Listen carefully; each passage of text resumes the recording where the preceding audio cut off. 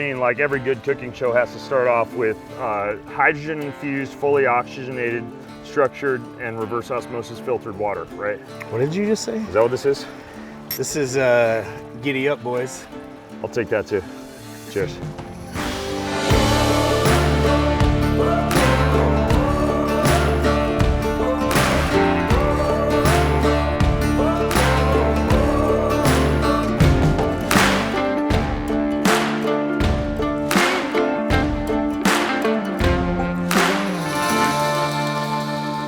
Ben, thank you so much for welcoming us back into your home. As you know, last year we talked a lot about how our Fassone performs so differently. Yeah. So we thought we'd bring the best in to help explain and teach us how to prepare this product. So today we have the incredible Chef Chad White. He is James Beard nominated. He's Top Chef alum, and he is the creative mind behind Trail Feast. I'm super stoked to see you work your magic on this Fassone. And I've been eating it like 5 times a week since then. Like the protein calorie ratio, the omega-3 content, the fact that my family loves it, the fact that that's like a health food and it's meat and it's incredible. It ticks all the boxes for me.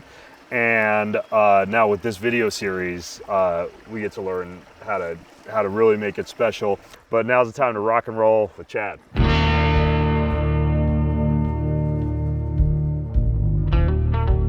This is short rib, right? It is. This is short rib, very tough muscle. And some people might eat short rib at a restaurant or whatever and not even know what short rib is. Like, why is it called short? It's a section of the rib. This is a 3-bone rib.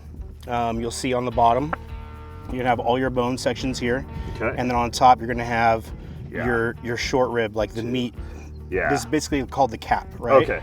So what we're gonna do is we're gonna season this on all sides. Okay. And we're gonna sear it off, right? What we're gonna do, while we're gonna sear it off, is we wanna lock in the flavors. And then we want to create a fond on the bottom of our Dutch oven. What's a fond? Fond is like all of the natural sugars, all of the searing, right? They get stuck to the pan. Yeah.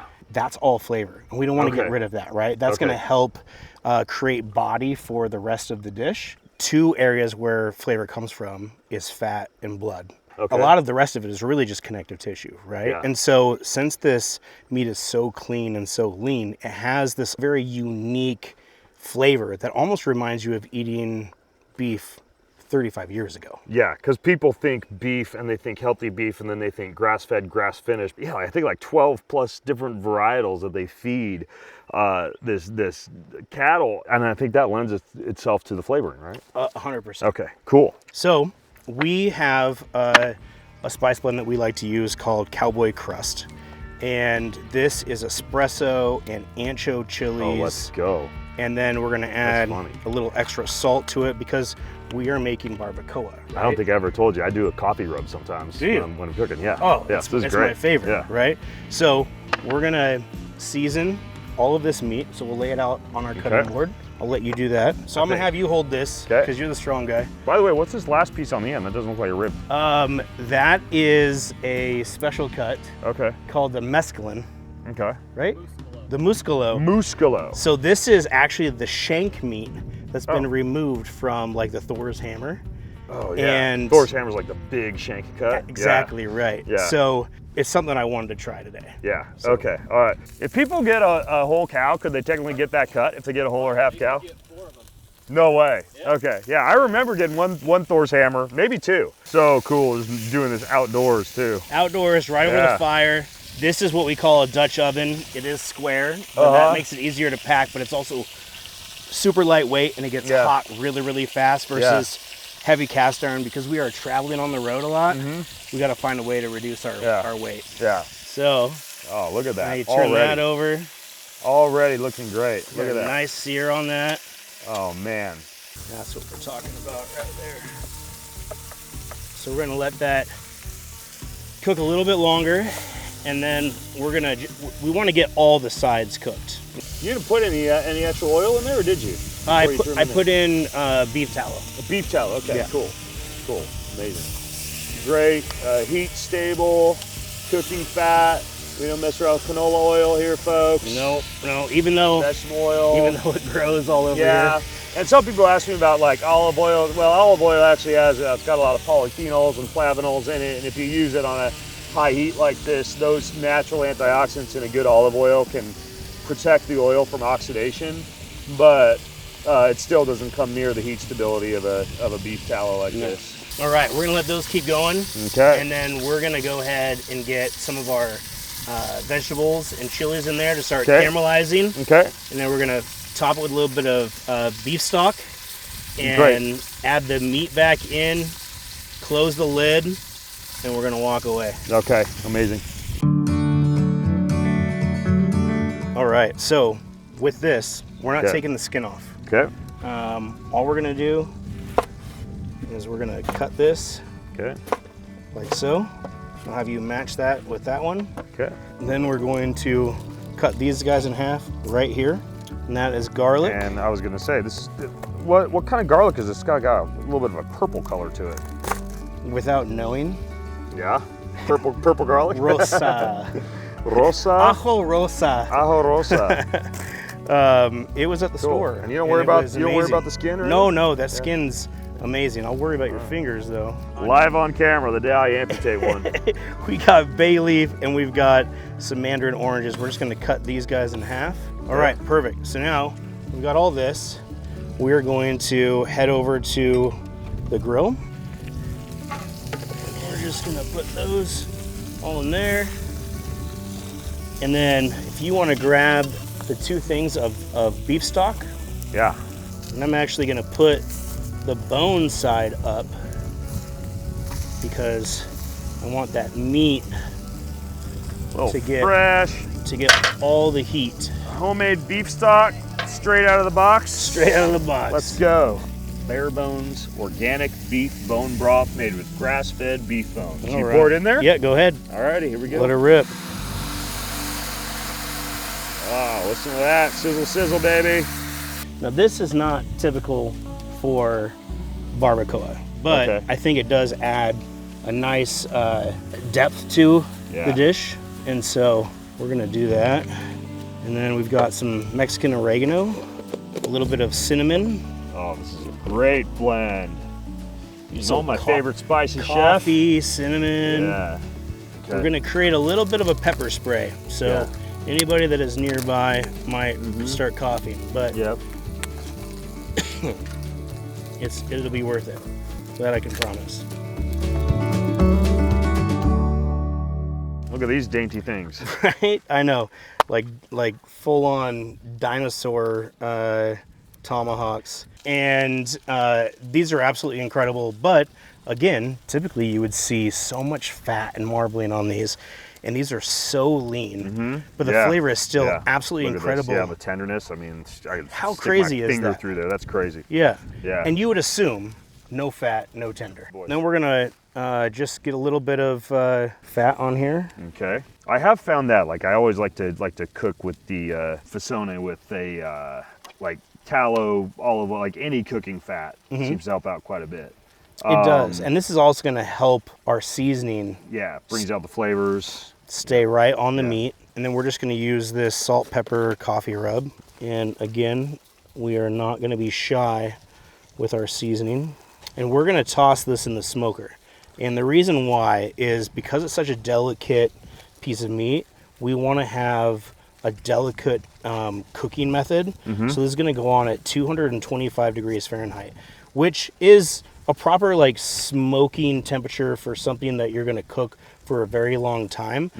Not typically something that you just want to bring up to 120 degrees. Okay. But if we were to bring this to 120 degrees, you've learned this lesson.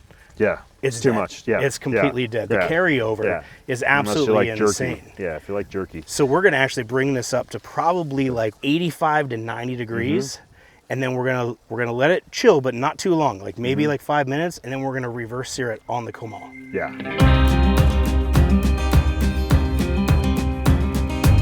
Now, this is the only piece of equipment that I'm contributing tonight, my Traeger grill.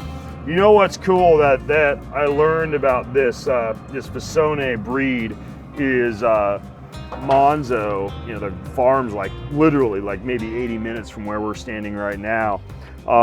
They're the only like 100% pure breed in the country. You can find Piedmontese beef, but it's not like the pure Fassone breed that you'd find here, and a lot of companies will claim, but it's basically like mixed up with Angus, for example. Yeah. So this stuff is the only that I know of anywhere in the country where you can get like this super rare, 100% pure Fassone breed. In all of North America. Yeah. And it's not like a collective of farms. It's one single ranch. I've been to the farm, Yeah, Just it's one wild. One little farm, it's super cool. Yeah, this is not something that you'll ever find on a supermarket floor, right? Yeah. This is 100% people who eat this, they eat it for purpose and purpose only. Right? Yeah, I was blown away when Justin, the farmer who owns the place up there, Justin Owens, gave me a tour. I'm sure if anybody's passing through Eastern Washington, they could probably get it. But yeah, he walked me through like just the precision of what they feed each animal and where they're raised, super dialed in from birth, including even just like the microbiome of the cow and the conditions in which they're raised. It blew my mind. And we have a podcast, we'll link to it in the description of this video, where we get into all of that. But it's a very rare opportunity to be able to like live so close to this breed. But they ship anywhere.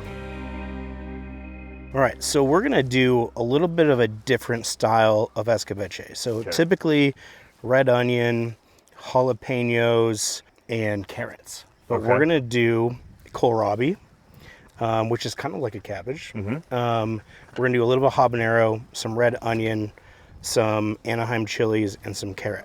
So what we're gonna do here is we're gonna create the side that's going with the steak. So we've got some beautiful organic tomatoes. This is the one that's going with the tomahawks? Correct. Cool. We've got some nice barbecue spring onions, which we are going to barbecue. We'll season it up. This is a sage style sea salt with some chilies in it. So we're going to dress the tomatoes and these in that, get them on the grill. These will probably let char a little bit longer because we want them nice and soft. These are just going to get a little bit of a blister on it. We might even take the torch to it because why not? That's kind of fun. Yeah, heck yeah. And then we're gonna top it with tomato vinegar and some fresh herbs. Amazing. But this is something that we can get started ahead of time, and it can kind of just sit out and absorb like all the flavors while we're getting it ready for dinner. Cool. Now, what we're gonna do, just gonna add a little bit of olive oil to this. This is gonna help create, kind of that sizzle and char. And then we're gonna season this up. So we're gonna put this on the fire, and then we're gonna come back and grab the spring onions and do the exact same thing. Okay. What are you looking for when you're in the onion? Same like kind a little of bit thing. of that discoloration, blistering. Exactly, yeah. It's gonna soften everything. Anything that's like down in this area, you can go a little bit longer because it's not as delicate down there. Yeah.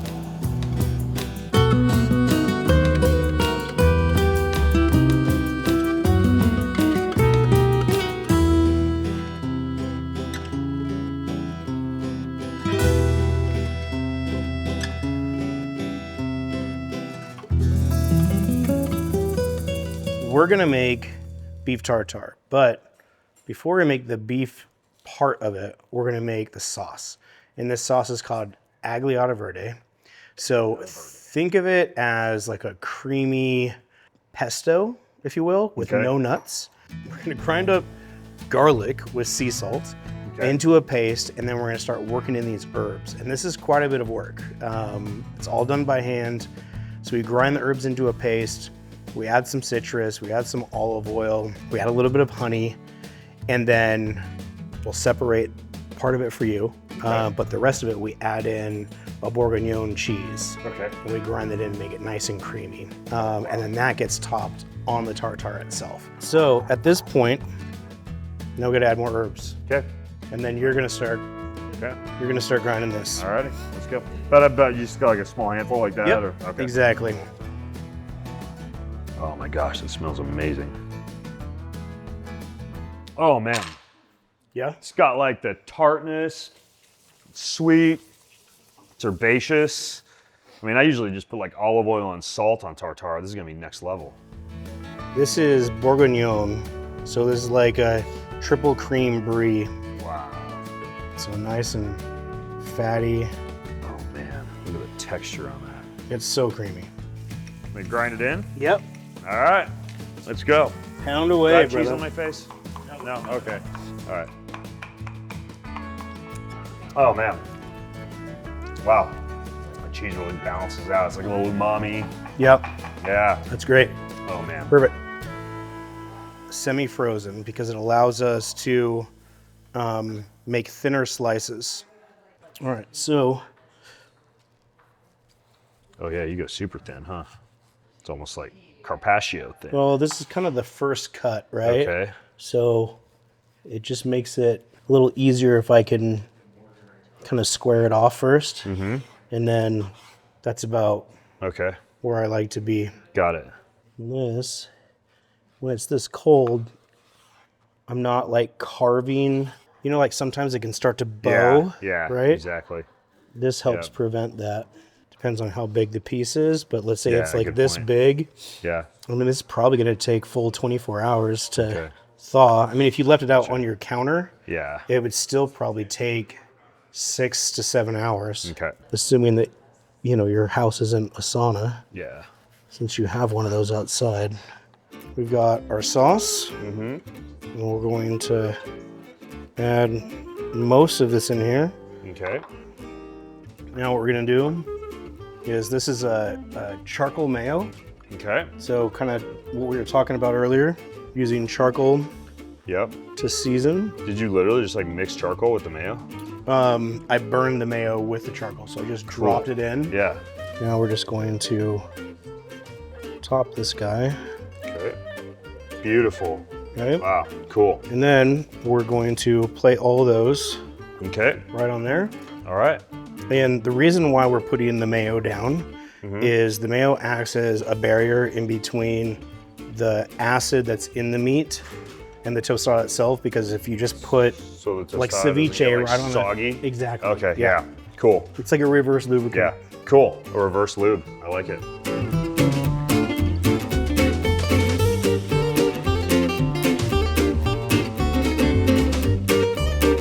Oh man, look at the size of these tomahawks, you guys.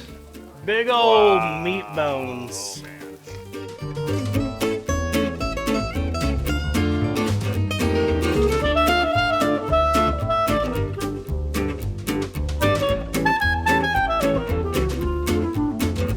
And these are all those peppers that went over the grill into the blender. Get mixed in with the meat. More of that smoky campfire vibe. And then we're gonna hit it with a little bit of vinegar from the pickling liquid. Oh, I like it. You repurpose. You're gonna want a towel because you will burn yourself.